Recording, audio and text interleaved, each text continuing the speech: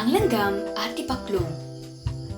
Noong unang panahon, may nakatirang mga langgam at tipaklong sa madamong parang. Masisipag na nagtatrabaho buong araw ang mga langgam. Nangungulekta sila ng mga buti ng trigo sa palayan ng magsasaka sa malayo. Sila ay nagtatrabaho sa disiplinadong paraan. Maaga sila pumupunta sa sakahan tuwing umaga sa oras na may sapat na liwanag para makakita. Maingat nilang inilalagay sa imbakan ang mga buti ng trigo at pagkatapos ay bumabalik sa sakahan upang kumuha.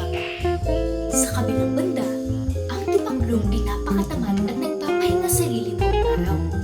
Umaawit ng mga kanta mag-isa at masarap na kumakain. Nagpapakasarap siya sa buhay ng todo at walang pakialam sa mga susunod na mangyayari.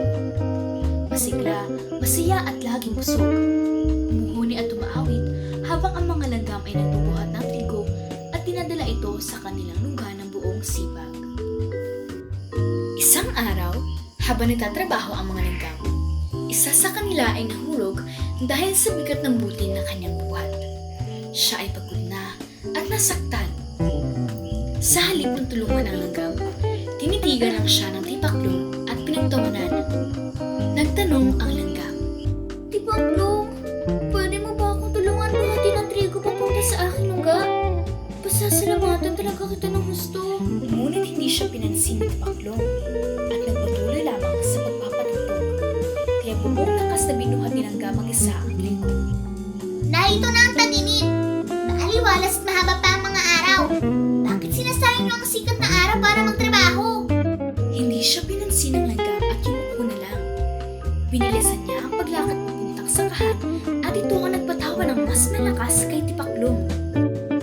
Munting langgam, nakakatuwa ka naman. Halika! Halika't sumayaw tayong dalawa. Kalimutan mo yung trabaho. Magpakasaya tayo sa tag-init.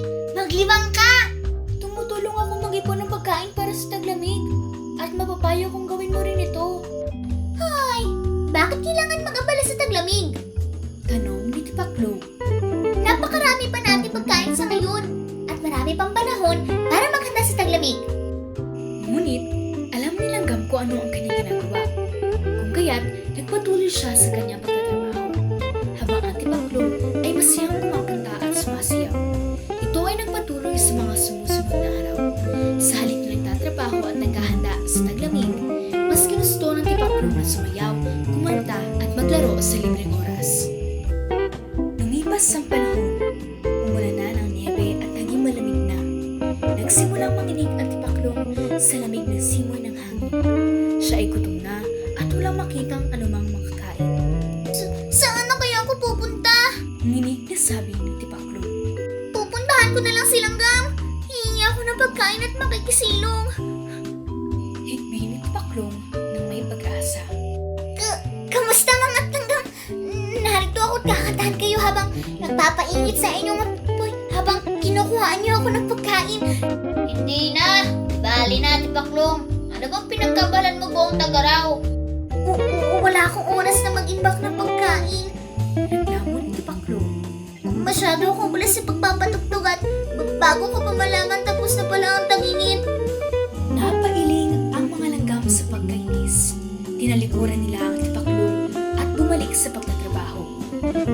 Ang langgam na minsay humingi sa kanyang tulong ay tumingin sa kanya at sinabi, "Sa buong tag-init, nagpakahirap ko habang tinatawanan mo ako.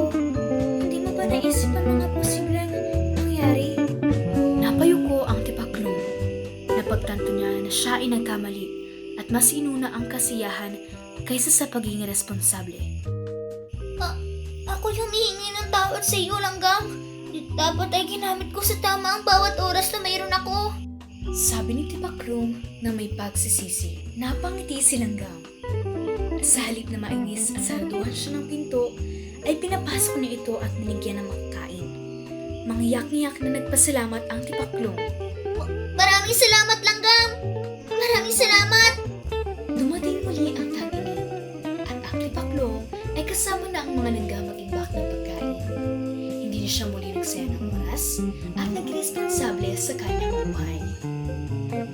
Ang wakas.